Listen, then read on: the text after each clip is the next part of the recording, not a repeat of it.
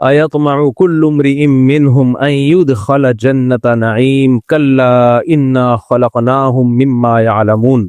अल्लाह ताला ने इरशाद फरमाया कि इनमें से हर शख्स को ये लालच है कि उसको जन्नत मिलेगी, कि इंसान अपनी मौजूदा हालात को देखकर इस खुशफहमी में रहता है कि शायद मैं हमेशा ऐसे ही रहूंगा, हमेशा खुशियों में ही रहूंगा, मुझे कुछ नहीं होने वाला।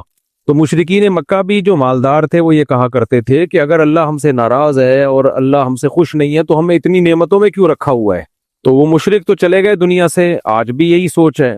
जानी, शराबी, जुल्म करने वाले वो यही समझते हैं कि भाई अगर इस्लाम बरहक है और आखिरत कायम होगी तो हम क्यों खुश हैं। मैंने इस पे बताया था ना कि हमारे लोग जो बाहर दुनिया में जाते हैं, कच्चे ईमान वाले लोग, वो इस्लाम से या तो बदगुमान हो जाते हैं या मुर्तद हो जाते हैं। क्यों मुर्तद हो जाते हैं? जब वो बाहर मुल्कों में जाके देखते हैं इतना अच्छा रोडों का निज़ाम, इतना अच्छा है, इतनी ऑर्गेनाइज्ड कौमें हैं, इतनी खूबसूरत मुल्क और इतने प्यारे अखलाक, तमीज, आदाब, और इंग्लिश बोल रहे हैं भाई, सुभान अल्लाह। हमारे यहाँ तो डॉक्टर वो इंग्लिश नहीं बोलता जो अमेरिका में बच्चा बच्चा इंग्लिश बोलता है। तो इतने पढ़े लिखे लोग के बच्चा बच्चा क्या बोल रहा है? इंग्लिश बोल रहा है। तो इतनी जबरदस्त कौमें हैं, तो भाई जन्नत में तो फिर वही जाना चाहिए उनको। और मुसलमानों की हालत देखो। अच्छा, हमारी जो कस्मा पुरसी है, हमारे यहाँ बेरोजगारी, महंगाई, हर वक्त जंगे मुसल्लत, एक जंग खत्म नहीं होती दूसरी जंग छिड़ जाती है। फिर मौलवी आपस में लड़ना शुरू कर देते हैं। मौलवियों की आपस में, कोई फौज की हिमायत कर रहा होता है, कोई फौज की मुखालफत कर रहा होता है, कोई कह रहा है वो ठीक है, कोई कह रहा है ये ठीक है। वो तो बॉर्डर पे अलग लड़ाई हो रही है, हमारी अंदर अलग लड़ाइयां, उसमें भी इकट्ठे नहीं होते। सियासी लीडर उसको अलग कैश करा रहे होते हैं। कुछ ऐसे सियासी लीडर हैं दोनों तरफ से पेड़े खा रहे होते हैं बैठ के, थोड़ा थोड़ा इनको फेवर, थोड़ा थोड़ा उनको फेवर, ताकि वहां से भी पेड़े और यहां से भी पेड़े। तो हर तरह का सेटअप चल रहा होता है हमारे यहाँ। ये बाहर मुल्कों में इतनी बदहाली नहीं है। गुर्बत हमारे यहाँ का मसला वगैरह वगैरह ज्यादातर तो इस्लामी मुल्कों का है ना। अच्छा, जो इस्लामी मुल्क डेवलप्ड हैं, जो तरक्की में है, जो वहां रोड साफ है, तो वो मुकम्मल गुलाम बने हुए हैं। वो क्या बने हुए हैं? यानी उनकी गुलामी में, काफिरों की गुलामी में तो वो तरक्की कर गए। अगर वो गुलामी इख्तियार ना करते तो वो भी तरक्की नहीं कर पाते। तो इसका मतलब भाई, अल्लाह को अगर इस्लाम पसंद है, इस्लाम अल्लाह का दीन है, तो गैर मुस्लिम तरक्की में और मुस्लिम में भी वो तरक्की में जो गैर मुस्लिम की इताअत कर रहा है, उनका गुलाम बना हुआ है। तो बताओ धोखा होता है कि नहीं होता? इससे क्या ख्याल है? धोखा तो होता है फिर कि यार ये तो सब कुछ, सारे पेड़े तो वो खा रहे हैं अगर हम बरहक हैं। अच्छा, इसका नाजायज फायदा कौन उठाते हैं? हमारे देसी लिबरल आजकल बहुत आ रहे हैं। यूट्यूब पे एक खातून है जिनकी मैं अब क्लास लेता रहता हूँ, क्योंकि खवातीन आके जब इंग्लिश ठिश फिश मारती है ना, लोग बहुत मुतासिर होते हैं। तो यार ये पढ़ी लिखी एजुकेटेड खातून, आज उस खातून का मेरी नजर से क्लिप गुजरा, कहती है कि देखें ये जो डार्विन की थ्योरी है ये एक साइंसी हकीकत है, साबित शुदा। और फिर आगे पूरी ठिश फिश चली है ना। वो नीचे लोगों कमेंट से वाह वाह जबरदस्त रिपोर्ट है। वो भाई साहब, रिपोर्ट इसको नहीं कहते इंग्लिश बोल लेना या कोई अपनी ड्रेसिंग अच्छी करके कुछ भी फेंक दो। उसकी तकरीर ही झूठ से शुरू हो रही है। तकरीर यहां से शुरू हो रही है कि इर्तिका का नजरिया, ये जो इर्तिका कहते हैं इसको उर्दू में ना, इर्तिका का नजरिया एक साइंसी हकीकत है। यहीं से झूठ बोलना शुरू। ये साइंसी हकीकत नहीं है, समझ रहे हो? ये साइंसी हकीकत नहीं है। साइंसदान ये बात कभी नहीं कहेंगे कि ये फैक्ट है। वो कहेंगे कि ख्याल है, हो सकता है सही हो सकता है गलत हो। मुद्दई चुस्त और गवाह चुस्त, यानी मुद्दई सुस्त और गवाह चुस्त। कभी भी वो दावा जो मुद्दई ना करे वो थोड़ी माना जाता है यार। अभी वो मसला तो हमने खत्म कर दिया जामे अफसा वाले, लेकिन वही बात है ना, लोग वीडियो दिखा रहे हैं, वो भी रो रहे हैं मेरी बच्ची है, मेरी बच्ची है। भाई जो मौलाना अब्दुल अजीज साहब मुद्दई हैं वो कहे ना, वो कहे कि ये वो बताएं ये बच्चियां, ये मुतासरीन है, वो नहीं बता रहे। आप कभी कोई गली से आता था मेरी 6 बच्चियां थी, वो कह रहे मेरी 8 बच्चियां थी। भाई दावा तो उनके ऊपर किया, वो क्यों चुप बैठे हैं? वो बताएं। और वो बोल देंगे भाई ये है, ये बच्ची है, ये इसका। खैर ये टॉपिक दोबारा आ गया। मेरा मकसद ये है कि हम लोग मक्खी पे मक्खी बिठाना समझते हैं, लकीर के फकीर समझते हैं, बस पीछे चलते चले जाते हैं किसी भी चीज के। तो अब यहां भी ऐसा ही है कि हमारे जो देसी लिबरल है ना, देसी लिबरल है, साइंस वाइंस का कुछ भी पता नहीं है। आप बाहर मुल्कों में जाओ ना, वहां के प्रोफेसर, मैं वहां गया हूं तो वहां के लोगों से मैंने पूछा है कि हमारा कोई प्रोफेसर अगर डार्विन की थ्योरी पढ़ा रहा होता है, हम कोई एतराज करते हैं और उसके पास जवाब नहीं होता, तो वो कहता है इसका कोई जवाब हमारे पास नहीं है। मैंने एक वाकया सुनाया था कि एक यूनिवर्सिटी के प्रोफेसर ने, जर्मनी की शायद यूनिवर्सिटी थी, प्रोफेसर ने ये जब ये थ्योरी बताई और कहा कि कौन कौन इस थ्योरी से मुत्तफिक है, कि सब ने हाथ उठाए। तो एक पंजाब के थे, सियालकोट के, वो भी वहीं पढ़ रहे थे, उन्होंने मुझे खुद बताया। उन्होंने कहा, मैंने कहा आई एम नॉट एग्री। उस प्रोफेसर ने कहा कि क्या दलील, तुम क्यों इससे एग्री नहीं करते? तो मैंने कहा सर इसलिए मैं एग्री नहीं करता कि 200 साल पहले ये थ्योरी पेश की गई थी कि बंदर से हम बने हैं, 200 साल तक इसको साबित नहीं किया जा सका। तो किसी केस जब कोई मुकदमा चलता है तो 200 साल बहुत होते हैं उसको साबित करने के लिए। अगर अब तक साबित नहीं हुआ तो इसका मतलब ये फैक्ट बन ही नहीं सकता। कह रहा उसने मुझे अप्रिशिएट किया, वेल डन, आपने बहुत अच्छी बात की। कोर्ट में केस चला, जमशेद ने मेरे 1 लाख रुपए लिए हैं। मैंने कोर्ट में दावा किया। आज वसीम का फोन आया कि मेरा नाम मुफ्ती साहब लेना छोड़ दो, मेरी बहुत बदनामी हो रही है, आपने वसीम के नाम से कोई ऐसी चीज बयान कर दी है जिससे मेरी इंसल्ट हुई है। तो मैंने कहा ठीक है, आइंदा जमशेद के पीछे मैं पढ़ूंगा, वसीम का तस्करा मैं नहीं करूंगा। तो मैंने कहा बल्कि मैंने वसीम का नाम लेना छोड़ दिया, अब जमशेद पे सेट हो गया हूं मैं। अब देखो, जमशेद ने मुझसे 1 लाख रुपए लिए, मैंने कोर्ट में केस किया, इसने 1 लाख रुपए लिए हैं। कोर्ट कहेगी ठीक है भाई, आपको तारीख दी जा रही है अगले महीने की, अभी अक्टूबर है ना, 2025 है, तो आपको नवंबर तक की तारीख दी जा रही है, 1 नवंबर तक आप गवाह पेश कर दें, कोई वीडियो रिकॉर्डिंग वगैरह पेश कर दें तो हम ठीक है मान लेंगे। आप नवंबर में भी नहीं लेकर आए, तलाश करते रहे, रिसर्च करते रहे, लोगों से पूछते रहे, बहुत तहकीक कर ली, नवंबर, दिसंबर, जनवरी 2025, 2026, 2000 गुजर गया, 150 साल लग गए, 200 साल लग गए, अदालत मर गई, दूसरा जज आया, हुकूमतें खत्म हो गई, नई हुकूमत आ गई, 250, फर्ज करो अल्लाह ने आपको जिंदगी दी इतनी लंबी, 400 साल गुजर गए, 500 साल गुजर गए, नया जज आएगा, बोलेगा खुदा के बंदे दफा हो जा, उठा के ना केस ऐसे निकालेगा, मुंह पे फाइल मारेगा, अबे 200 साल से तेरे बाप दादे मुकदमे लड़ते आ रहे हैं, कोई तेरे को गवाह मिला नहीं है, केस क्या हो गया, खारिज। जमशेद मर गया, सही है ना, जमशेद के बच्चों पे केस चल रहा है, बच्चों के बच्चों पे केस चल रहा है, फर्ज करो आप भी मर गए, आपके बच्चों ने आपका केस उठाया, 200 साल के बाद जज क्या कहेगा, उठाएगा और फाइल मुंह पे मार के कहेगा निकल यहां से, अपना भी टाइम जाया कर रहा है, हमारा भी टाइम जाया कर रहा है। 150-200 साल पहले, वैसे तो ये थ्योरी बहुत पहले से, और ये पहले मुसलमान भी पेश कर चुके हैं, पता है आपको, ये जो डार्विन की थ्योरी है ये अंग्रेजों की पेश करदा नहीं है, ये पहले मुसलमानों में भी कुछ उठे हैं जिन्होंने ये बातें की हैं कि शायद ऐसे हुआ हो, मे बी हो सकता है। तो बहुत से लोग पेश कर चुके हैं, लेकिन जितने पावरफुल स्टाइल में डार्विन ने पेश की थी, इतने पावरफुल स्टाइल में किसी और ने पेश नहीं की। तो 150-200 साल हो गए और इतना उसको उस पर रिसर्च, इतनी रिसर्च, सिवाय 2-4 चीजों के ना कोई बेस नहीं है। वो 2-4 चीजें क्या है कि हम देखते हैं कि हमारी बॉडी में कुछ तब्दीलियां आती हैं माहौल और एनवायरनमेंट के एतबार से, तो इसका मतलब बॉडी अपने आप को माहौल के हिसाब से एडजस्ट करती, ये एक फैक्ट है। लेकिन इस फैक्ट ये तो खुदा की कुदरत है कि अल्लाह ने इंसानियत की नस्ल की बका के लिए या जानवरों की नस्ल की बका के लिए उनमें फ्लेक्सिबिलिटी रखी है, लचक रखी है कि वो माहौल के हिसाब से अपने आप को चेंज करते हैं, एडजस्ट करते हैं। आपको पता है जिन इलाकों में बहुत कम पानी होता है ना, रेगिस्तानी इलाके, उनकी बॉडी को ज्यादा पानी चाहिए ही नहीं, उनकी बॉडी उस हिसाब से सेट हो चुकी है। और जिन इलाकों में आबशारें, पानी के चश्मे, उनकी बॉडी में पानी की कमी का खतरा ज्यादा होता है, उन्हें पानी ना मिले। एक डॉक्टर की मैंने रिपोर्ट देखी, बड़े अच्छे डॉक्टर हैं, उन्होंने बताया कि दो यानी परिंदों पे तजर्बा हुआ, कुछ परिंदों को बहुत पानी पिलाया गया, कुछ परिंदों को आहिस्ता आहिस्ता के बस मरे नहीं, ऐसे माहौल में रखा गया, इतना पानी पिलाया गया उनको। जब तहकीक की तो जिनको कम पानी पिलाया गया था एक तवील अरसे तक, उनमें पानी की कमी नहीं थी, और जिनको बार बार पानी पिलाया गया है, बार बार पानी पिलाया गया है, उनको थोड़ा सा पानी जब कम किया गया उनकी बॉडी में पानी की कमी हो गई। तो ये अल्लाह का बनाया हुआ निजाम है कि बॉडी को जिंदा रखने के लिए ना बॉडी एडजस्ट करती है अपने आप को माहौल के एतबार से।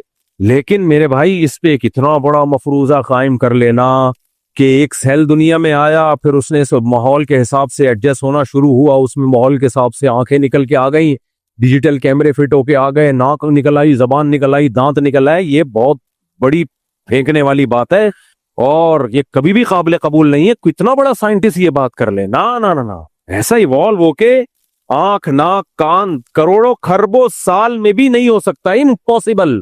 और मर्द अलग बन रहा हो, औरत अलग बन रही हो, और दोनों का मिलाप से बच्चा पैदा हो रहा हो, और मिलाप का मकसद अपनी ख्वाहिश पूरी करना हो, उसके नतीजे में कुदरत ये काम ले रही है कि नस्ल बढ़ रही है। ये समझ में आने वाली बातें नहीं है।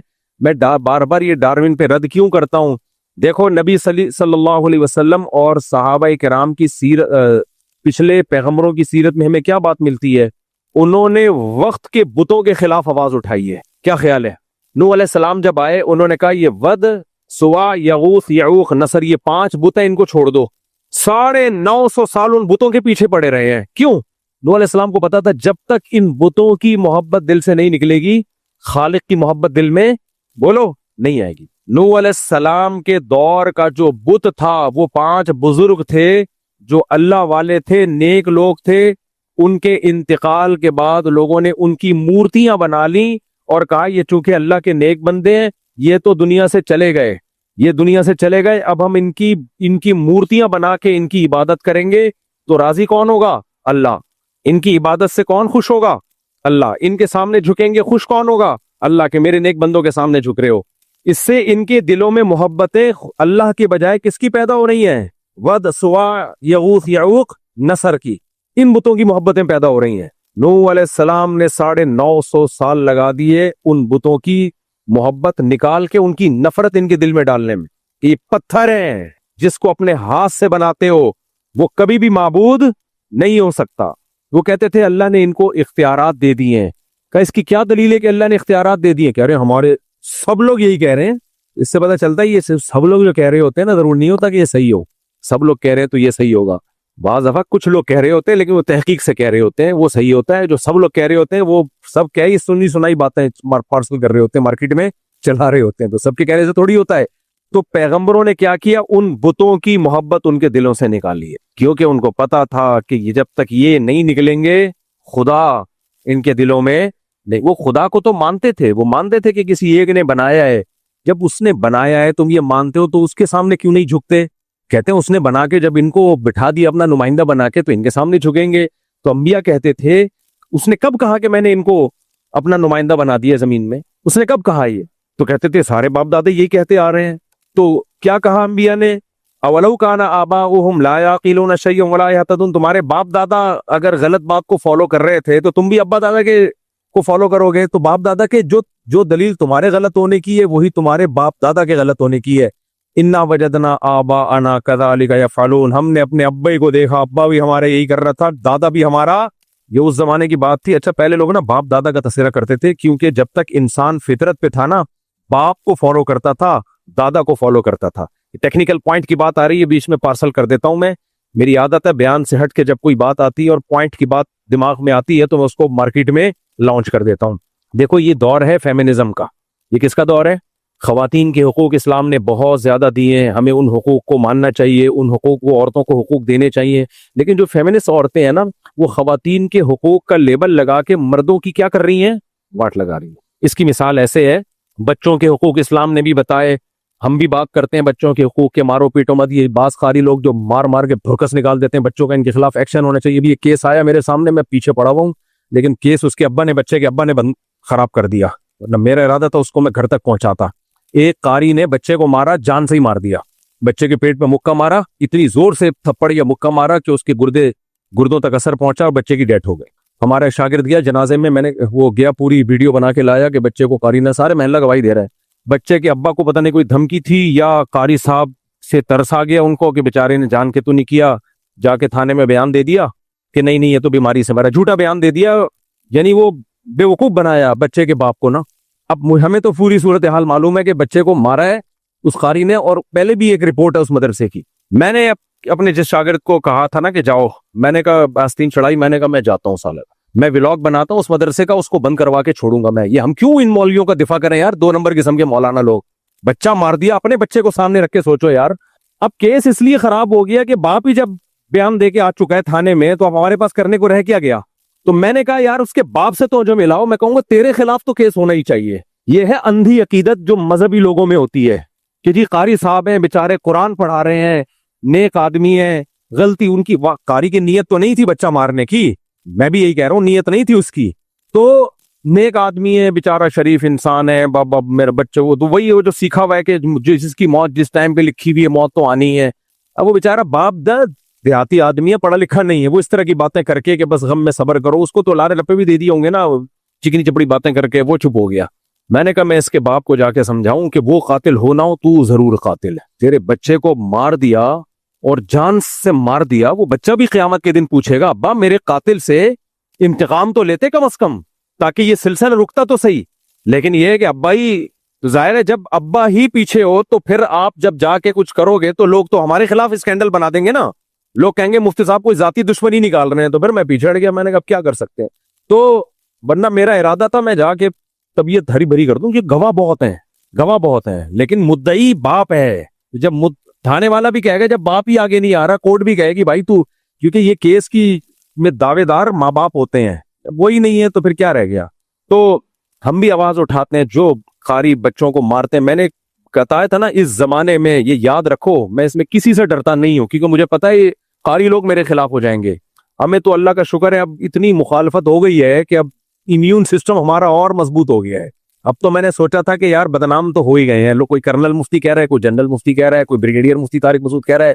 और मैंने कहा यार, एक साहब ने मुझे कहा आपको तो लोग ब्रिगेडियर मुफ्ती तारिक मसूद कह रहे हैं। मैंने कहा यार अगर मैं होता ना ब्रिगेडियर फिर कहते तो फिर मजा आता, क्योंकि ब्रिगेडियर वाले प्रोटोकॉल भी फौज की तरफ से मिलते। मेरा 1000 गज का एक घर होता, रिटायरमेंट के बाद तनख्वाह होती, इलाज मेरा हर हॉस्पिटल में फ्री होता। क्या ख्याल है, लकब मिल गया ब्रिगेडियर वाला, लेकिन जो बेनिफिट्स मिल रहे हैं वो अंडा मोड़ वाले मिल रहे हैं। बेनिफिट्स मिल रहे हैं वो कौन से मिल रहे हैं, अंडा मोड़ वाले मिल रहे हैं। कोई कोई प्रोटोकॉल नहीं है। तो दूसरी बात यह कि जो कर्नल ब्रिगेडियर मेरा नाम रखा हुआ है, मैं उनका शुक्रिया अदा करता हूं कि फौज में तो आईएसएस भी क्लियर करके ब्रिगेडियर कर्नल बनते हैं। फौज में कैप्टन और मेजर की ड्यूटी बहुत सख्त होती है। 5-6 साल तक मेजर रहता है और उसको मैदान जंग में लड़ना पड़ता है। कैप्टन और मेजर, आपने अक्सर देखा होगा, कैप्टन शहीद, मेजर शहीद, ये फ्रंट पे होते हैं। इनकी मेजर के बाद जाके फौज में ना मजे शुरू होते हैं, यानी एक रिलैक्स होता है। मजे का मतलब ये है कि वो एक ऐसा होता है कि डायरेक्ट वो जंग में, कभी कभार उसमें भी होता है आपने देखा वो कर्नल फलां शहीद, लेकिन मेजर तक तो बहुत टफ लाइफ होती है। तो आप लोगों ने डायरेक्ट मुझे क्या बना दिया, ब्रिगेडियर बना दिया। तो इससे फौजियों का इतराज होगा कि हमने इतनी मेहनतें करके ब्रिगेडियर बने हैं यार, तुमने मुफ्ती तारिक मसूद जिसने अभी तक फोकस शादियों को और बच्चों को किया है, उसके बाद तुमने इसको ब्रिगेडियर बना दिया। तो उनको इतराज होगा मेरे ऊपर कि यार तुम किस बात के पेड़े खा रहे हो, ब्रिगेडियर बन गए। तो इसलिए हमारे लिए तो एक ऑनर की बात है कि हमें आपने बिला वजह यानी खामखा का ब्रिगेडियर बना दिया।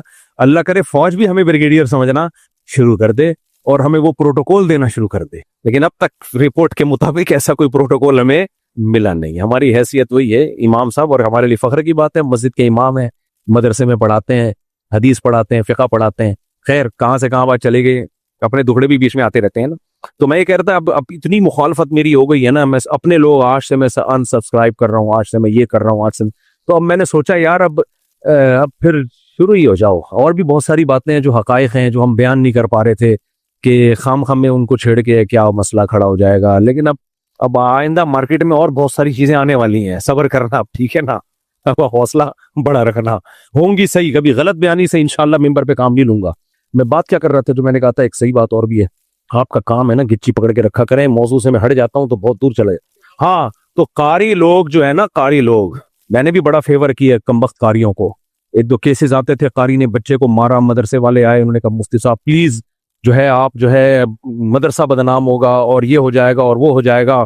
तो हमने तो ये कारी की दोबारा शिकायत आपको नहीं मिलेगी, और जो है अब इंशाल्लाह तो हमने भी मिट्टी डाल दी। हमने कहा चलो यार एक दफा गलती हुई है, गारंटी ले ली, मुआहदे ले लिए, कारी साहब आइंदा नहीं होगा। हमने कहा अब अगर किसी कारी ने, मैं बार बार आपसे कहता हूं, मारना तो दूर की बात, हाथ लगाया ना किसी को और मुझे पता चल गया, उस मदरसे के खिलाफ व्लॉग मैं बनाऊंगा। आप कह सकते हो मुफ्ती साहब फिर हम भी आपके खिलाफ व्लॉग बनाएंगे। मेरे खिलाफ जितने व्लॉग बनने थे, गालियां पड़नी थी, वो सारी की सारी गालियां अल्हम्दुलिल्लाह मुझे इस एक हफ्ते में पड़ चुकी हैं। तो उससे मेरा इम्यून सिस्टम बूस्ट कर गया है, ठीक है ना।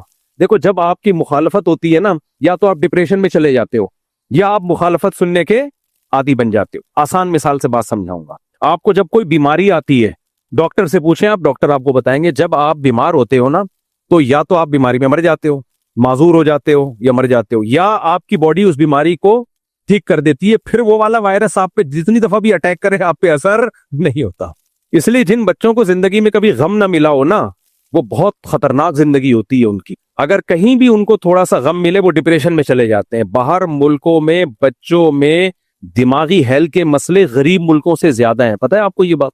जिन मुल्कों में तरक्की है, मुझे याद है अमेरिका से एक साहब के बेटी के लिए रिश्ता आया, लड़का बिल्कुल यंग था, तो उस लड़की के अब्बा ने मुझसे राब्ता किया कि आप जरा अमेरिका जाते रहते हैं, इस इलाके के लोगों से पता करें। मैंने अच्छा, मेरे जहन में फौरन ये था कि बच्चा भी लौंडा लपाड़ा नया नया बिल्कुल जवान हुआ है, तो कोई मेंटली हेल्थ का मसला ना हो उसके साथ, क्योंकि बच्चों में मेंटली हेल्थ तरक्की याफ्ता ममालिक में बहुत मसाइल है। लेकिन मैंने ये बात जबान से नहीं की, मैंने किसी से कहा कि यार किसी उन्होंने बेटा तुम जरा लड़के की तहकीक करो। तो अमेरिका में हमारे दोस्त ने कहा कि मुफ्ती साहब वो जिस लड़के के बारे में आपने कहा ना कि वो पंजाब की लड़की है, पंजाब पंजाब में हमारे कोई रिलेटिव है, उनके लिए रिश्ता भेजा था।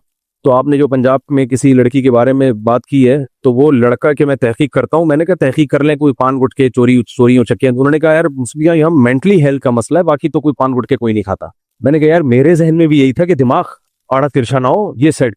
मैंने कहा जो मेरे दिमाग में बात थी बिल्कुल वही बात। मैं नहीं कह रहा अमेरिका वाले पागल होते हैं, अच्छे वाले नेक लोग हैं, मैं जिनसे भी मिला हूं सब फिटफाट माशाल्लाह। लेकिन ये एक हकीकत है कि जो तरक्की याफ्ता ममालिक हैं उनके बच्चों में दिमागी हेल्थ के इश्यूज गरीब मुल्कों से बहुत ज्यादा हैं, क्योंकि उनको नेचुरल लाइफ नहीं मिलती। गरीब मुल्क में बच्चा बाप के ताने भी सुनेगा, ताने पहले तो पैदाइश पे ताने सुनेगा, वो पैदा हुआ क्यों इतनी महंगाई में, समझ रहे हो।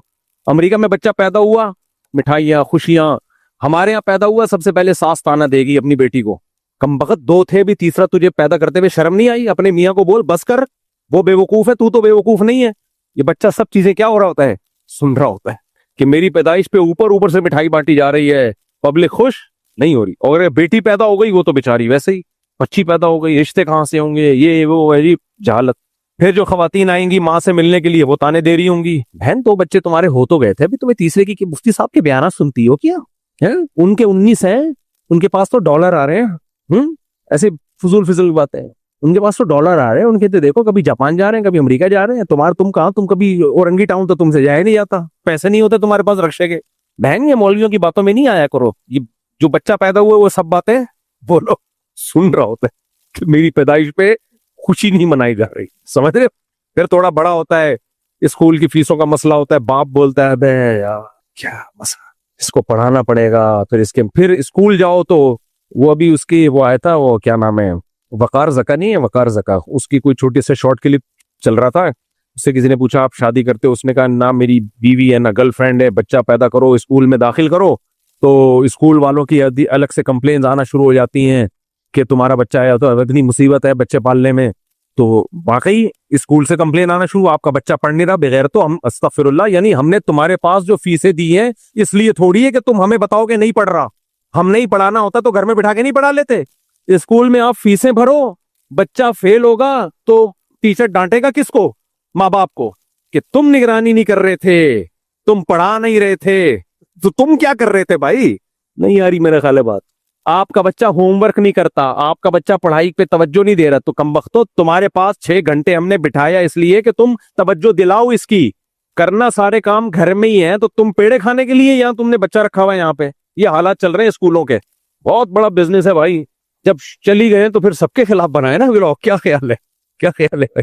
मैं तो सोच रहा हूँ फिर अब खुल गए तो ऐसी की तैसी। खैर, तो वो स्कूलों में जो धंधे हो रहे हैं, चंद स्कूल हैं वो कोशिश कर रहे हैं पढ़ाने की, पढ़ाए उनसे भी नहीं जा रहा है, लेकिन कोशिश कर रहे हैं वो भी कम बहुत सेलेक्टेड बच्चों को रखते हैं, बहुत ज़हीन और जो पहले से पढ़े लिखे हैं, उनको पता होता है कि इनको थोड़ी सी पॉलिश करनी पड़ेगी, बाकी ये बेड़ा पार। आप क्या कर, मदारिस की ये खूबी है, कौम के पस्त तरीन बच्चों को लेके उस पर मेहनत करते हैं। ये दीनी मदारिस की बहरहाल एक खूबी है, पस्त तरीन लोगों को हीरा बना के निकालते हैं।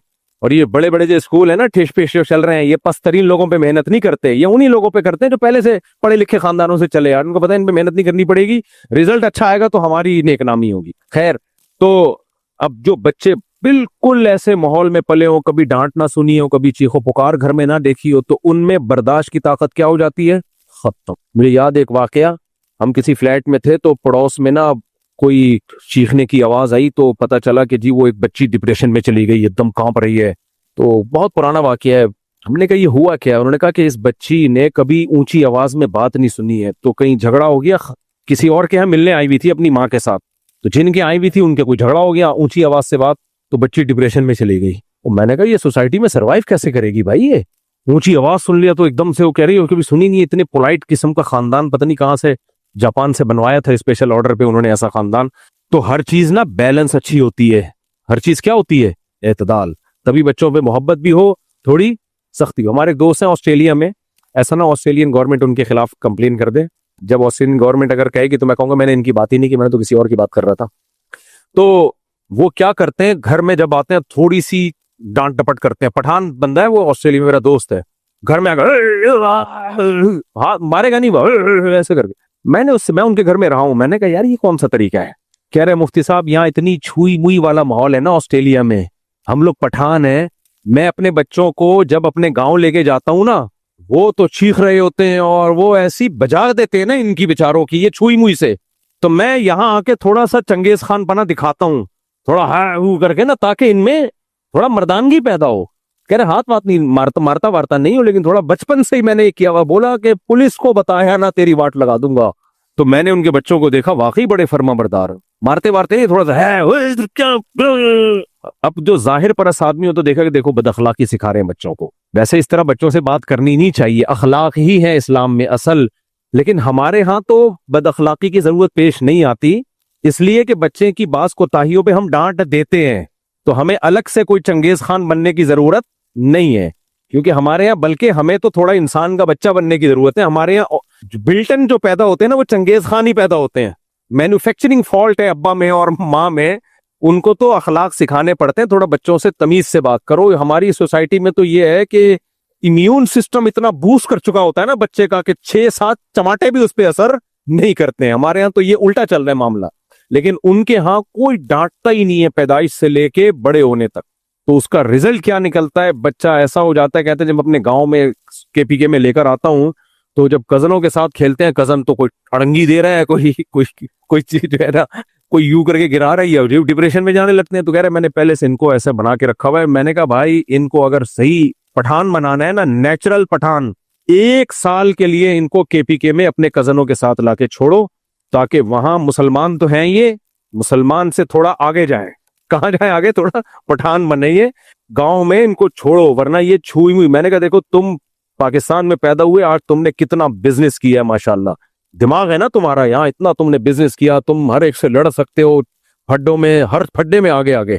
तो मैंने कहा अपने बच्चों को अगर तुमने पठान बनाना है तो कम से कम इनको केपीके में लाके ना यहाँ बच्चों में छोड़ा करो, ताकि थोड़ा सा सीखें ये। तो खैर मैं ये बात कर रहा था कि आपने अगर जरा भी गम नहीं उठाए होते ना तो आप डिप्रेशन में बहुत जल्दी जाते हो, बहुत जल्दी जाते। मैं और आसान मिसाल से समझाता हूँ। जिस आदमी ने कभी वजन ना उठाया हो, क्या वो वजन उठाने के काबिल रहता है?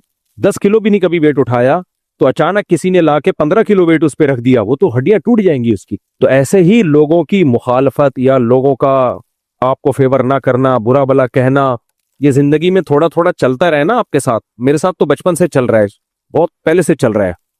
तो फड्डे स्कूलों में चलते रहते थे, मार कुटाई होती थी, घर में आते थे बताते थे अपने बड़े भाई को कि हमने फला ने मारा है, तो भाई एक चमाट और लगा देता था कि मार खा के आए हो तो हमें क्यों बता रहे हो, वहीं चिमटा देते, ये बुजदिली की बातें क्यों कर रहे हो हमें। तो ये सब चीजें इम्यून सिस्टम को क्या कर रही थी, बूस्ट कर रही थी। हाँ, बर्दाश्त से ज्यादा हो जाए तो फिर डिप्रेशन में जाता है आदमी, एक हद तक तो ये चीजें होती है, इससे ज्यादा नहीं। ज्यादा हो गया तो फिर इंसान है ना, वेट भी एक हद तक, आपने जिम में गए, अभी वेट उठाना आता नहीं है, जाते ही 40 किलो उठा लिया तो जमीन में गड़ जाओगे भाई, तुम मर जाओगे। तो ये जो मुखालफतें हैं ना लोगों की, ये भी आहिस्ता आहिस्ता आपको क्या बना देती हैं, बहादुर बना देती। आहिस्ता आहिस्ता आहिस्ता आपके अंदर एक पावर पैदा होती है। तो सोशल मीडिया पे हर जगह हमारी इज्जत हो रही थी, जहां जा रहे हैं नाइस टू मीट यू। जब मैं वो सोचता था कि यार मैं तो छुई हुई होता जा रहा हूँ बिल्कुल, और मुझे डर ये होता था कि शोहरत की वजह से मैं कहीं बिगड़ ना जाऊं, हक बयान करना ना छोड़ दूं मैं। जब बहुत ज्यादा शोहरत हो जाती है ना, हर जगह ही हमारे हजरत मुफ्ती रशीद अहमद साहब फरमाया करते थे कि जिस शख्स की हर जगह तारीफ हो रही हो ना, ये मैंने अपने शेख से बहुत बार ये बात सुनी है, जिस शख्स की हर जगह तारीफ हो रही हो समझ लो कि उसमें मुदाहनत है। मुदाहनत पता है किसे कहते हैं? दुहन अरबी में तेल को कहते हैं। तेल में क्या होती है? फिसलन, जहां तेल पड़ा होगा आप फिसल जाओगे ना, क्या ख्याल है? तो जो आदमी माहौल देख के पब्लिक के को फेवर लेने के लिए उन्हीं की बातें करना शुरू कर दे, हर जगह लोगों की मतलब की बातें करना शुरू कर दे, तो उसकी तो पॉपुलैरिटी दुनिया में बढ़ जाती है। लेकिन फरमाया करते थे कि अब्दुल्लाह इब्न मुबारक बहुत बड़े मुहद्दिस गुजरे, उनका मलफूज सुनाया करते थे कि जिस आदमी की हर जगह तारीफ हो रही हो और हर जगह से उसको मोहब्बतें मिल रही हो, तो अगलब ये है, गालिब ये है कि वो बंदा रास्ते से हट गया है, वो ट्रैक से हट गया है। क्योंकि ऐसा होता नहीं है कि आपको हर जगह से आपको फेवर मिल रहा हो। ये इसकी अलामत है कि आप सब जगह से पेड़े खाने के मूड में, आप किसी को नाराज नहीं कर रहे हैं। तो इसलिए ये जो माहौल बना है ना सोशल मीडिया पे, इससे मुझे जमीर मेरा मुतमईन हुआ है कि यार शुक्र है, चलो हमने जिस बात को सही समझा उसको आगे पार्सल कर दिया, पब्लिक की हमने परवाह नहीं की। अच्छा, लोग ये भी, एक बात, मेरा टॉपिक चेंज होता है, क्या करूं, लोग एक ये भी कह रहे हैं कि हुकूमत के फेवर दे रहे हैं, हुकूमत के फेवर दे रहे हो। मैं आपको एक यकीनी बात बताऊं जो मुशाहिदा है, पाकिस्तान में हुकूमत के फेवर में बात करना मुश्किल है, हुकूमत की मुखालफत में बात करना आसान है। क्योंकि जब आप हुकूमत के फेवर में बात करते हो ना, सारी अवाम आपके दुश्मन हो जाती है, हुकूमत से आपको 2 टके भी नहीं मिलते, समझ रहे हो। और जब आप गवर्नमेंट के खिलाफ बात करते हो तो पूरे मुल्क की नजर में हीरो बन जाते हो, बहादुरी का खिताब मिलता है आपको। यह हकीकत है। मैंने पिछले बयान में एक मिसालों से बात समझाई थी कि इंसानी फितरत होती है हमेशा कमजोर का साथ देना। इंसानी फितरत यह है कि हमेशा फेवर किसको देना, बोलो, कमजोर को फेवर देना। कतई नजर इससे कि ये कमजोर जालिम है या मजलूम है, ये इंसानी नेचर है। क्यों नेचर है, क्यों? मैंने एक मिसाल से बात समझाई थी कि एक ढाले वाला बाइक वाले को मार दे और गलती बाइक वाली की हो, तो लोग पकड़ते किसको हैं? ढाले वाले को। हालांकि गलती किसकी है? बाइक वाले की। आपने अक्सर देखा होगा रोडों पे, हुकूमत और अवाम एक दूसरे के खिलाफ हो और उसमें हुकूमत सही हो, फर्ज करो, और हमेशा हुकूमत ठीक नहीं होती है, फर्ज करो हुकूमत ठीक हो, लेकिन जितने सहाफी हैं वो फेवर किसको देंगे? पब्लिक को। क्योंकि कमजोर कौन होता है? पब्लिक। ताकत किसके पास होती है? हुकूमत के पास होती है। ये पता है क्यों करते हैं लोग? क्योंकि कमजोर को जब आप फेवर देते हैं तो उससे मैसेज ये जाता है कि आप ताकतवर से डरते नहीं हो। जैसे बाइक वाले की गलती थी, ढाले के आगे आ गया और गिर गया, खुद ही घुसाए गलत ट्रैक पे। अक्सर बाइक वाले खुद ही तलाश कर रहे होते हैं किधर जाके पटना मुनासिब रहेगा। हाँ, मैंने तो खुद बाइकें चलाई हैं, मैंने इतनी बाइकें चलाई हैं, आपकी सोच होगी। GTO 125 जो कावासाकी थी वो चलाई है बहुत ज्यादा, और होंडा 125, ये जो होंडा 125 है ना, CG 125, ये और GTO कावासाकी 125, ये दोनों बाइकें मैंने चलाई नहीं है। चलाने का लफ्ज हल्का है, इतने किलोमीटर चलाई है कि मैं किसी को बताऊं तो लोग मानते नहीं है। एक तो मुझे याद है 30,000 किलोमीटर में कंप्लीट कर चुका था बाइक पे। 30,000 का मतलब है कि जमीन के चक्कर लगा लो आप इसमें, तो इतना, क्योंकि मेरी बहुत लंबी ड्राइव थी। तो मुझे पता है कि बाइकों वाले मजलूम कितना बनते हैं।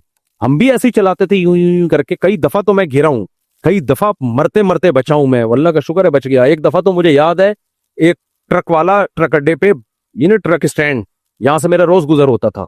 अब देखो, जब आपने ट्रक को ओवरटेक करना है, राइट साइड से ओवरटेक करें ना, लेकिन हमें ये लगता था हम इधर से घूम के गए तो इतने किलोमीटर गोया, हमारा सफर लंबा हुआ, लेकिन कुछ भी नहीं हो रहा यार, 1 मीटर बढ़ जाएगा।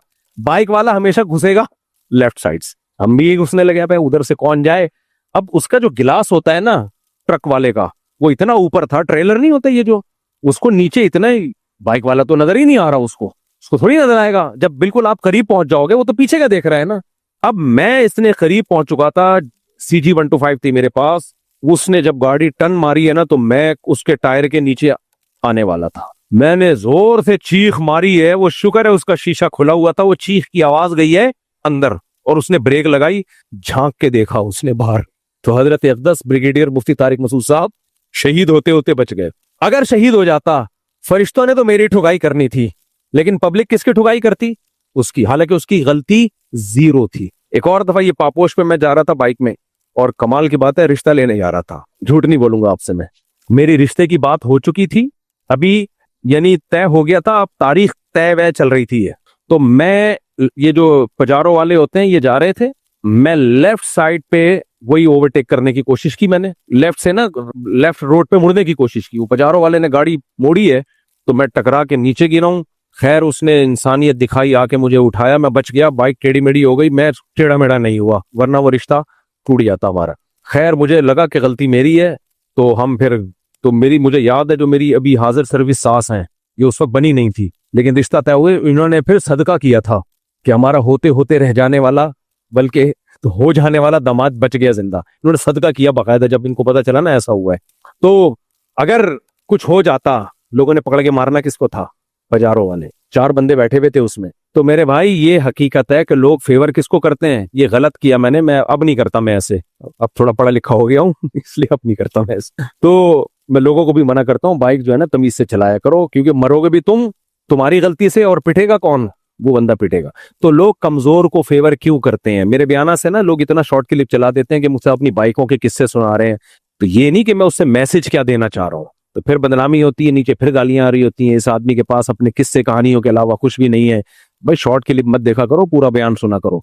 तो खैर, लोग कमजोर को क्यों फेवर करते हैं? इससे इंसान हीरो बन जाता है। अब जैसे मैं गिर जाता, लोगों ने ट्रक वाले को कूटना था और मैं घुटना पड़ा हुआ होता वहां पे मजलूम बन के, सही है, हेलमेट उधर पड़ा हुआ होता, हम उधर पड़े हुए होते, खून निकल रहा होता। अब अगर आप ट्रक वाले का साथ दोगे तो कोई आपको सैल्यूट नहीं करेगा। आप उसका साथ दोगे ना जो नीचे गिरा हुआ है, लोग कहेंगे यार ये हक परस है, ट्रक ड्राइवर से डरते नहीं है, ट्रक वालों से दुश्मनी ले लेते हैं, ये है हीरो। तो इसलिए ये दुनिया का उसूल है कि कमजोर को फेवर करने में तारीफें होती है, ताकतवर को फेवर करने में तारीफ नहीं मिलती। तो उलमाए हक की कोशिश ये नहीं होनी चाहिए कि हम कमजोर को फेवर करें, उनकी कोशिश हो हम हक को फेवर करें।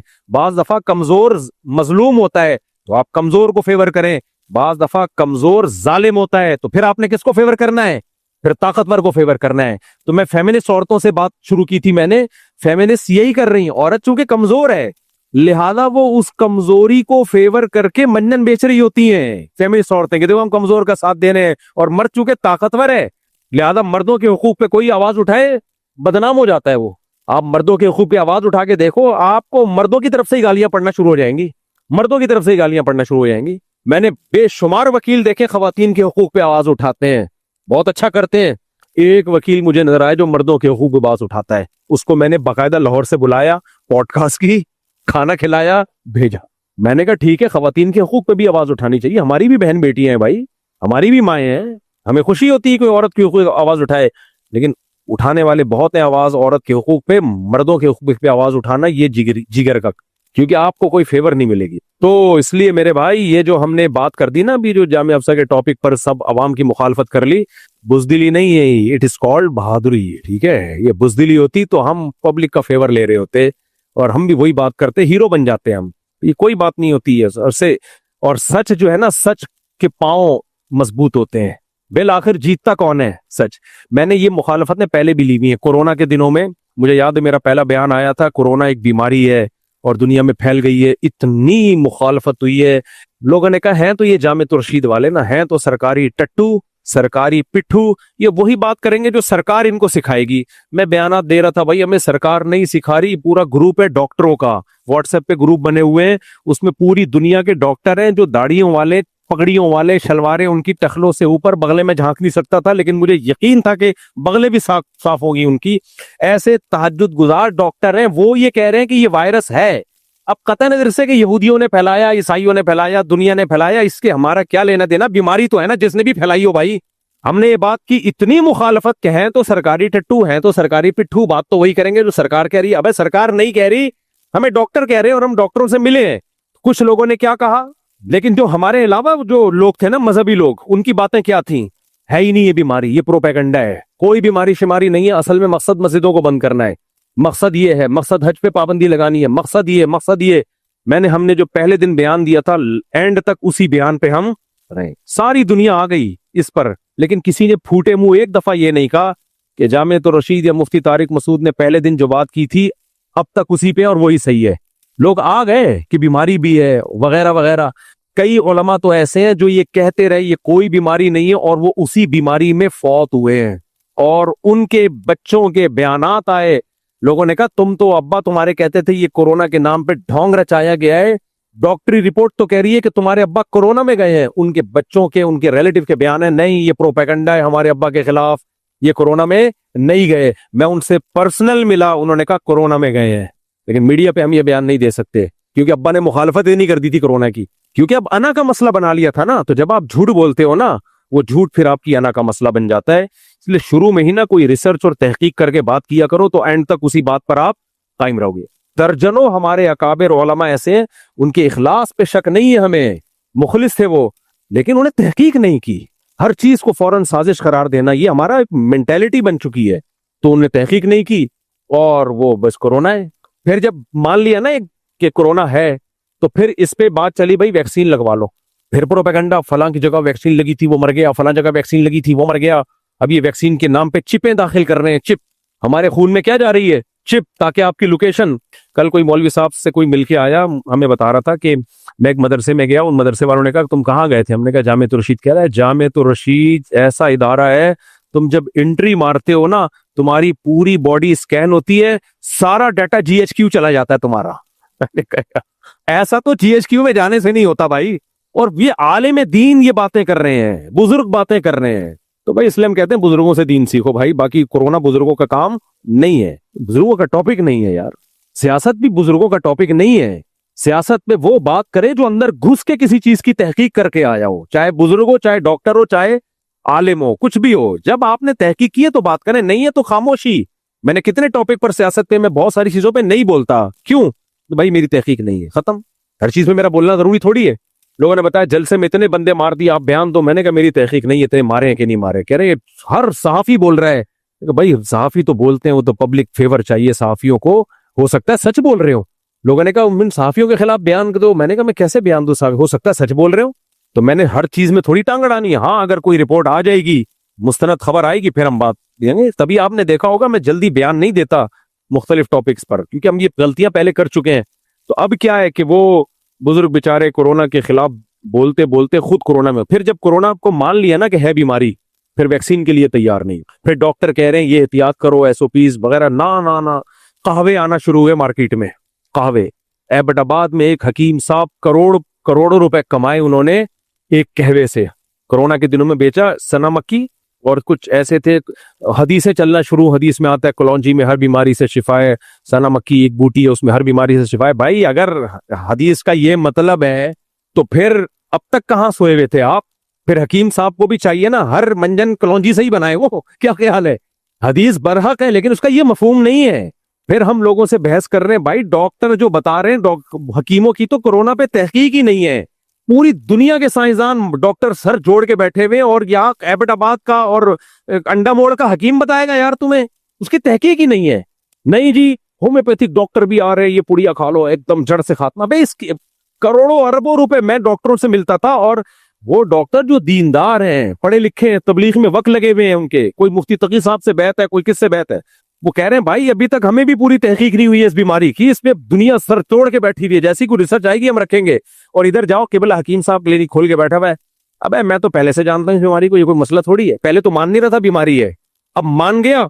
अदरक का कहवा, नुस्खे देखे, अदरक का पाउडर बनाए, लहसन ले, लहसन 2 फिटकियां लहसन की, 3 फिटकियां उसकी, उसका कहवा बनाए, पिए, गारंटी के साथ। जितने कीड़े हैं, मैं कहता था सबसे पहले तू अपने कीड़े मार। जो तहकीक का कीड़ा है ना, ये उन कीड़ों से, कोरोना के कीड़े से ज्यादा। मैं भी बेवकूफ बनाऊं, आप क्या समझ रहे हो? मैं भी इतनी बातें कर रहा हूं, मैं खुद बेवकूफ बनाऊं। एक डॉक्टर आए उन दिनों में, नाम नहीं लूंगा मैं, किसी को बदनाम करना मकसद नहीं है, मैं नाम भी जानता हूं उनका, वरना मैं लोगों के नाम बहुत जल्दी भूल जाता हूं। लेकिन उस डॉक्टर ने मुझे उल्लू बनाया, इसलिए मुझे उसका नाम अच्छी तरह से याद रहेगा। वो डॉक्टर भी है, हकीम भी है। याद रखो, जो डॉक्टर भी हो, हकीम भी हो, इसका मतलब ना वो डॉक्टर है ना वो हकीम है। समझ रहे हो? उसकी रिसर्च आई है। किस्से नहीं सुना रहा मैं। आप कहोगे कि मुफ्ती साहब हम दरसे कुरान सुनने के लिए आपने किस्से कहानियों में लगा दिया। ना ना ना ना, मेरा कुरान को एक्सप्लेन करने का अपना स्टाइल है भाई। जो मौजूदा हालात वाकयात है, मैं उनसे समझाता हूँ, उनसे बात को मैं एक्सप्लेन करता हूँ। कोविड के दिनों में कितनी लोगों को फिक्र थी इलाज की, तो एक आए डॉक्टर और हकीम, 3 पीस सूट, इंग्लिश मिंग्लिश ठिश फिश। लोग इस स्टाइल से इतना मुतासिर होते हैं, मैं भी हो गया मुतासिर। उन्होंने बताया कि एक लहसन, एक मशहूर टीवी चैनल है उसमें उनकी पॉडकास्ट चल रही थी, तो उन्होंने बताया ये कोविड में एक्चुअली ऐसा होता है, और ये एसओपी से और ये एहतियातों की तो बिल्कुल जरूरत नहीं है, इसमें तो कोई फायदा नहीं हो एहतियात का। हालांकि बीमारी में, वबाओं में एहतियात का हदीस में हुक्म है। सहाबा ने एहतियातें, पहाड़ों पे चले गए सहाबा जब बीमारियां फैली हैं। शाम में वबा जब फैली थी ना, जो बीमारियां मुताद्दी होती हैं उनकी बात कर रहा हूं, तो सहाबा कराम शाम में पहाड़ों पे जाके रहे, तब जाके वबा खत्म हुई है। ऐसा नहीं किया कि गले मिलते रहो और अदरक का कहवा पिलाते रहो एक दूसरे को। ना इनके पास शरीयत का इल्म है, ना मेडिकल साइंस का इल्म है। तो मैंने क्या किया, मैंने वो उसका पढ़ा, एक लसन, फिर इंग्लिश ना। लसन में ये होता है कि वो एक्चुअली यूं जाके करता है, फिर उसमें वगैरह वगैरह। मुझे तो वो जाहिर है वो वही थे ना। और वो अमेरिका से उन्होंने हिकमत पढ़ी थी, यानी हकीम बने कहाँ से? अमेरिका से। खुराकों पे उनकी रिसर्च थी, इतना ही काफी होते हैं हम देसी लोगों के लिए। अमेरिका से भाई, अदरक के बारे में रिपोर्ट कहाँ से पढ़ी है? अमेरिका से। अदरक ही है, चाहे अमेरिका में पढ़ के आओ, वो इतनी बड़ी फायदेमंद चीज है अदरक। मैं ये नहीं कह रहा, लेकिन इतना बड़ी रॉकेट साइंस नहीं है भाई। तो अमेरिका से मैं पढ़ा हूँ और ये फिश करके ना उन्होंने पूरी एक अदरक, फिर उन्होंने कहा पूरी दुनिया में कॉन्फ्रेंस होती है, हर साल अदरक के बारे में रिपोर्ट पेश की जाती है, और गार्लिक और अदरक और ये सब चीजें वगैरह वगैरह करके। अरे भाई मैंने कहा बंदा है यार, मैंने पूरा मजमून लिखा बैठ के। मैंने कहा पब्लिक के फायदे के लिए ना मैं फ्री में इसको आम करूंगा। मैंने उसकी रिपोर्ट पूरी लिखी, उसका खुलासा लिखा, उसने जो उसके लहसुन और अदरक के कहवे के फजाइल सुनाए वो मैंने रिपोर्टें लिखी, और वो जो उसकी इंग्लिश टर्म्स थी वो लिखी, पूरा करके पीडीएफ में रिसाला बनाया। हजरत मुफ्ती ब्रिगेडियर तारिक मसूद साहब काम क्या कर रहे हैं, अदरक के फजाइल और लहसुन के फजाइल पे रिपोर्ट लिख रहे हैं, और डॉक्टर के नाम के साथ ना कि मैं ये दुनिया में क्या करूंगा, फैलाऊंगा, स्पॉन्सर लेकर आऊंगा। यार फैलाओ, हमें नाम नहीं चाहिए, हमें काम चाहिए।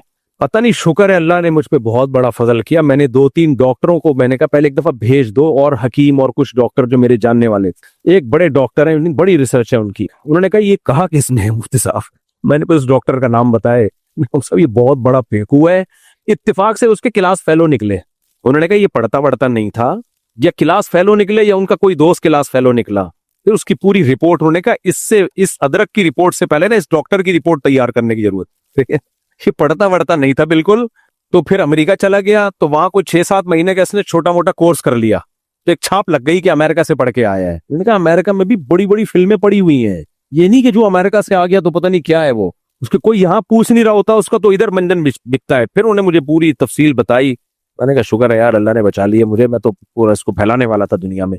तो कितनी मुखालफत हुई, बिल आखिर कितने उलमा बेचारे। एक मौलवी साहब थे बहुत मेरे लिए काबिल एहतराम, वो भी नहीं मान रहे थे कोरोना को, इतने मज़ामीन लिख रहे थे। हमने भी उनके यानी बड़े उलमा ने, जो हमारे जामिया रशीद के कुछ उलमा ने, उनसे बात की। उन्होंने कहा तुम तो सरकारी पिट्ठू हो, तुम्हारी बात का कोई एतबार नहीं है। तो नतीजा क्या निकला, फिर उनको कोरोना हो गया, और इतना खतरनाक कोविड हुआ है ना कि मौत के मुंह से निकले हैं वो, और 6 महीने बिस्तर पे हालत खराब हो गई, क्योंकि बाज जिनको डेंजरस किस्म का कोरोना हुआ था वो 6 महीने तक भी निकल नहीं पाए हैं उससे वो।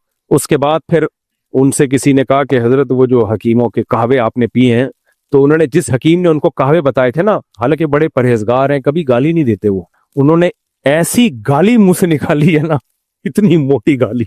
उन्होंने कहा इस बेगैरत ने कहवे पिला पिला के मेरा बेड़ा गर्क कर दिया, ब्लड की जगह कहवे घूम रहे हैं ब्लड के अंदर, इतने कहवे पिलाए इसने। तो फिर नहीं आया हॉस्पिटल में मुझे बचाने के लिए। इसलिए मेरे भाई जामिया रशीद, ये मंजन जो पब्लिक में बिक रहा होता है ना, इस मंजन को नहीं मानता है। तो मंजन बेच दुनिया में बहुत चल रहा है, आवाम को मुखलिस होती है आवाम। मैं ये नहीं कह रहा कि आवाम 2 नंबर होती है, मुखलिस होती है, लेकिन प्रोपेगंडे में बहुत जल्दी आती है आवाम, चाहे वो मजहबी लोगों का प्रोपेगंडा हो, चाहे वो सियासी लोगों का प्रोपेगंडा हो। इसी तरह फौज के भी प्रोपेगंडे होते हैं, ये नहीं कि फौज पे दूध से धुली हुई है, लेकिन प्रोपेगंडा ही होता है, उससे कभी भी मुतासिर ना हुआ करो। खैर मैं अपने असल टॉपिक की तरफ आता हूं।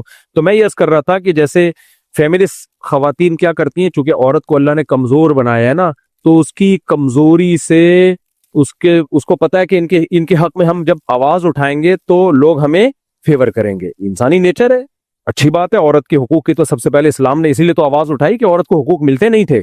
लेकिन पता है क्या है, वो इस लेबल लगा के उन्होंने क्या कर दिया, मर्दों की ऐसी की तैसी कर। अदालतों में अब मर्दों को देखो जो जलील हो रहे हैं, जो मैं बताता रहता हूँ क्या हालत हो गई है। तो बैलेंस बात होती है, ये मौजू पता नहीं कहां से आता, मैं जो नुक्ते की बात आई है वो जरा जल्दी से बता दूं। बैलेंस बात पता है क्या है, इसी तरह माँ के हुकूक बहुत ज्यादा बयान किए जाते हैं, करने चाहिए, लेकिन भाई बाप के हुकूक भी हैं। कुछ चीजों में अल्लाह ने बाप को सुपीरियर रखा है, माँ को कम रखा है। कुछ चीजों में माँ को ज्यादा, बाप को कम रखा है। आप जब मर जाते हो, आपकी विरासत में माँ का ज्यादा हिस्सा है या बाप का ज्यादा हिस्सा है? बोलो। बाप का हिस्सा डबल है माँ की निस्बत। हर चीज में अगर माँ का हक ज्यादा होता तो इस्लाम माँ को दुगना हिस्सा देता, बाप को आधा। लेकिन इस्लाम, अगर आपकी विरासत में 90 करोड़ रुपए हैं, मिसाल तो अच्छी देनी चाहिए ना इंसान को, क्या ख्याल है? मैं 90 रुपए भी कह सकता था, क्योंकि बहुत से लोग कहेंगे हमारी पैंट से 90 भी निकल आए ना, तो बटवा पैंट ही मिलेगी विरासत में। तो 90 करोड़ रुपए हैं आपकी विरासत में, तो उसमें और कोई वाली वारिस नहीं है आपका, ना बीवी है ना बच्चे हैं। तो इस्लाम बाप को कितने देता है? 60 करोड़। माँ को कितने देता है? 30 करोड़। क्योंकि हमारे कुछ मजहबी स्कॉलर, कुछ मोटिवेशनल स्पीकर वो इस तरह का बता रहे हैं कि हर जगह ना शरीयत ने विरासत में बाप को बोलो मुकद्दम रखा है। एक बात, नबी सल्लल्लाहु अलैहि वसल्लम से साहबी ने पूछा कि या रसूल अल्लाह, मन अहक्कुन नासी बिहुस्नी खुलुकी, मेरे अखलाक का सबसे ज्यादा हकदार कौन है, किससे मैं सबसे ज्यादा अच्छे अखलाक से बात करूं। तो हमारे नबी ने क्या फरमाया, मशहूर हदीस है, सही हदीस है, उम्मुक, सबसे ज्यादा तुम्हारे अच्छे अखलाक का मुस्तहिक कौन है, माँ। वहां नबी ने बाप का तस्करा नहीं किया, यहां किसको मुकद्दम रखा जा रहा है, माँ को। फिर नबी ने दोबारा, उन साहबी ने दोबारा पूछा, सुम्मा मन, या रसूल अल्लाह, माँ के बाद मेरे अच्छे अखलाक का सबसे ज्यादा मुस्तहिक कौन है। आपने फरमाया उम्मुक, दोबारा कौन, माँ। फिर साहबी ने पूछा सुम्मा मन, या रसूल अल्लाह, तीसरे नंबर पे, यानी फिर सबसे ज्यादा मेरे अच्छे अखलाक का हकदार कौन है। आपने फरमाया उम्मुक, तीसरे नंबर पे भी कौन है, माँ। फिर साहबी ने पूछा सुम्मा मन, फिर कौन, आपने फरमाया बाप। तो अच्छे अखलाक में माँ का हक बाप से 3 गुना ज्यादा। ये बिल्कुल, ये माँ को अल्लाह ने राइट दिया, ये वाला राइट बाप को नहीं दिया। इस हदीस का मतलब क्या है, जब आप अच्छे अखलाक से बात करें, मैं इसकी आसान मिसाल से समझाता हूं कि आप जब किसी से अच्छे अखलाक से बात करते हैं तो लोग कहते हैं ना, अपने कलाम में शक्कर घोलो, मीठा कलाम करो, ये कहते हैं कि नहीं करते। तो जितनी मिठास बाप की से बात करते हुए आपकी जबान में होनी चाहिए, जब माँ से बात करें तो वो मिठास 3 गुना ज्यादा होनी चाहिए। इतने नरम लहजे में माँ से बात करो, बिल्कुल ऐसे जैसे मीठे बन जाओ। आजकल तो है ही नहीं ना माँ से तमीज से बात, ना बाप से तमीज से बात। तो ऐसे माँ से नरम लहजे में बात करो, और बाप से भी नरम लहजे में। लेकिन माँ किसे जब बात करोगे तो अपने कलाम में 3 चमचे चीनी घोलनी है।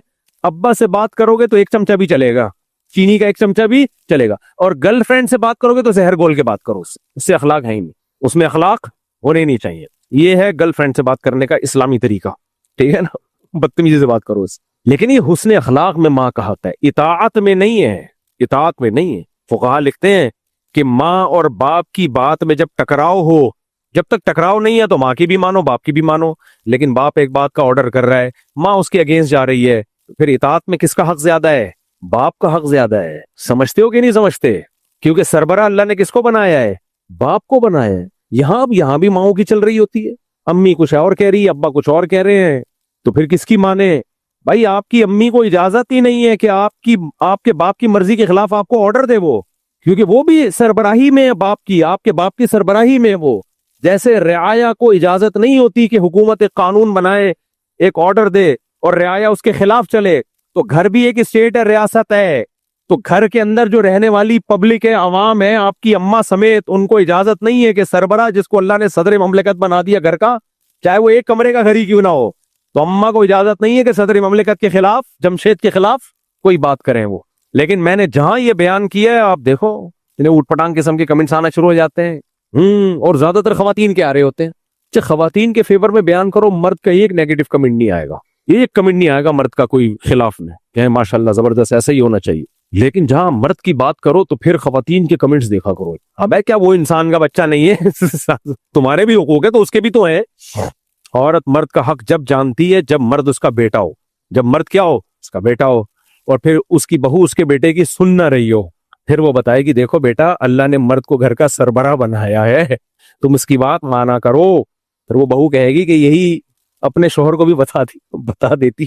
खैर, तो ये टेक्निकल पॉइंट की बात किस नुक्ते पे आई थी, नहीं मैंने कहा था ये इस बयान के बीच में एक पॉइंट की बात आई है, मैं पार्सल करना चाहता हूँ, ये सच और झूठ की बात। खैर मौजू की तरफ आते हैं। तो खैर मेरा मकसद ये बताने का है, इसी तरह और भी कुछ चीजें जिसमें मर्द को अल्लाह ने सुपीरियर रखा है। इसी तरह ताजीम में, रिस्पेक्ट देने में, माँ को भी रिस्पेक्ट दी जाएगी, बाप को भी दी जाएगी। लेकिन इस्लाम में, मेरे अपने बच्चे बैठे हुए, बाज़ दफा मेरे फजाइल चल रहे होते हैं, मेरे बच्चों को पता ही नहीं होता।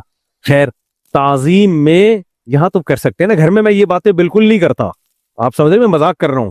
घर में हम भी उसी तरह रहते हैं जैसे तुम्हारी 2 टके की औकात है ना, हमारी भी वही है, हमारी भी वही है, सबकी एक ही जैसे। यहां बैठ के हर आदमी क्या होता है, शेर होता है।